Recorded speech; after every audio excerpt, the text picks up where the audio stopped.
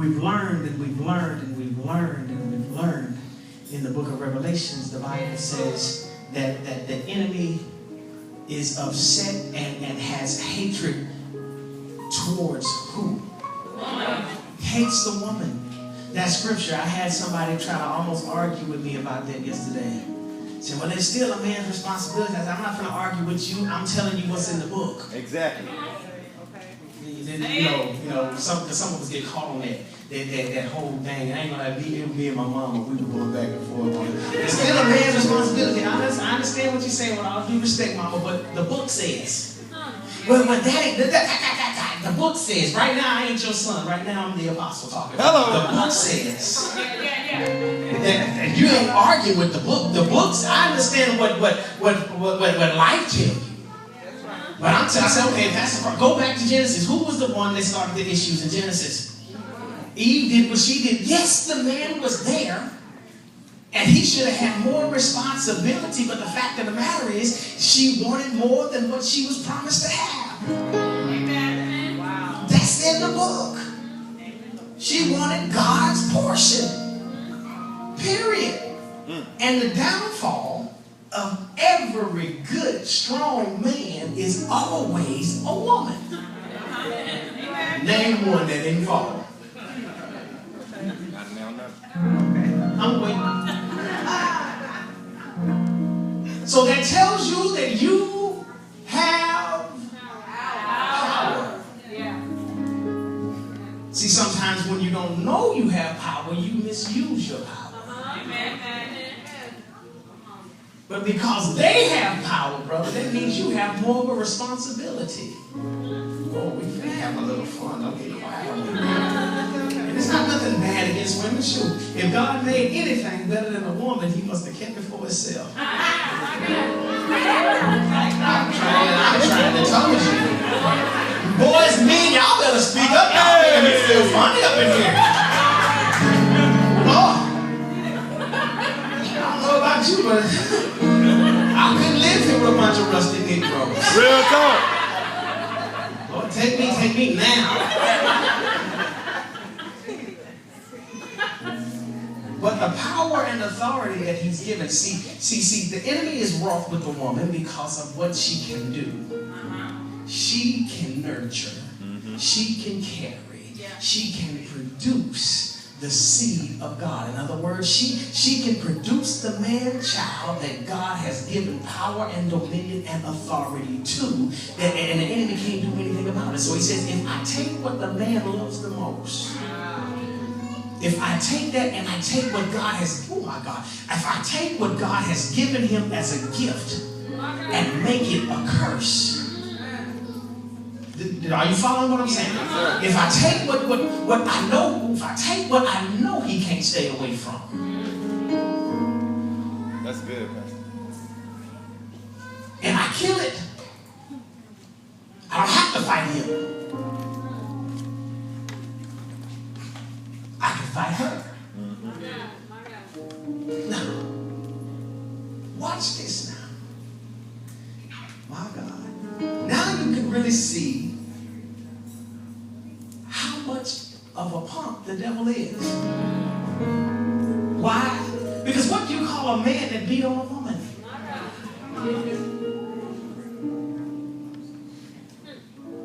Any man that puts his hand on a woman, you call him less of a man. Oh, y'all don't? Some of y'all women think y'all can take a man. I can get with him, okay? Keep thinking like that. But think about that. Anytime it's domestic violence, they go to jail. So the enemy picks on the woman because she is naturally the weaker vessel because of emotions. But now he's flipped the scripture where you have more emotional men and more strong women. That's real talk. You understand what I'm saying? You got more men gossiping than women. That's real talk too. You got more men whining and crying than women. And you got more men wanting men than women. And ain't nobody offended by the man want another man not realizing the man he want could have been the one that was supposed to be your husband. But you can't have him because he wants to experiment with other men.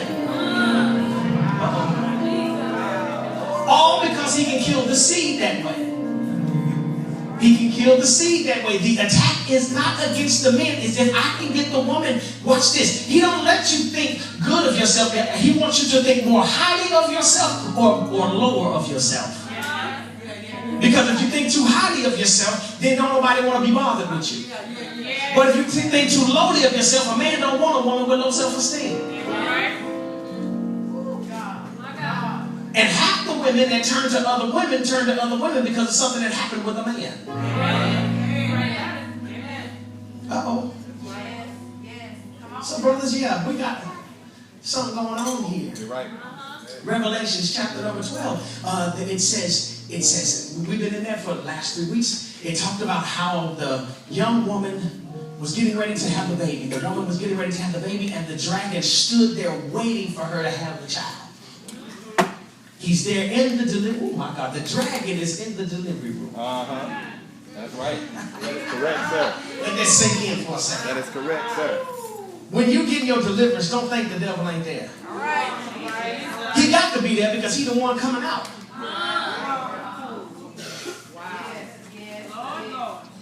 He's there watching. And he's like, I'm trying to take what she's being delivered from. So she's being delivered. The child is coming out. And the Bible says the dragon is waiting for the baby to come. But then as the baby comes, what happens is the Almighty God swoops down and he takes the child and he keeps the child to himself. And now the dragon is mad because the woman didn't give the baby to him. Mad because the woman decided to let the man of the house raise the child. If you're keeping your children away from their father because he's behind on child support, you wrong. Because you're depriving your child a balanced life because you mad. And if you're so mad at your baby daddy to where you have ruined their relationship because of your attitude with him, God is going to hold you accountable for that. Because just because he didn't want you, don't mean that he doesn't want his child. And don't walk around getting mad and jealous and upset because he's married again and he's got children in the house. Well, he treat this one better. Well, you know what? Y'all not together. He ain't supposed to treat them better, but he ain't supposed to mistreat them because you don't like it. But oh, man of God. Oh, man of God. You should not be showing favoritism in your children. Just because you ain't crazy about their baby's mama don't mean you mistreat the baby's child, the child.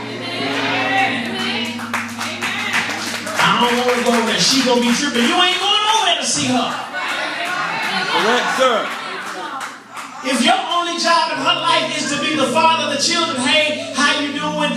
Here's enough money to take care of the kids, what you need. Ain't no boo, what you doing? Can we get back together? Negro, you need to move on. That season is over with and take care of them children. Because whether you know it or not, the kids are watching everything you say and do. You're teaching your son how to be a man by the way you treat his mother.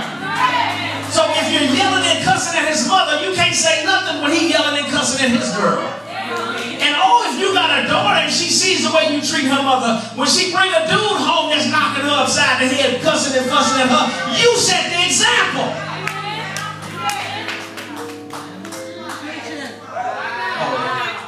I got in daddy mode for a second.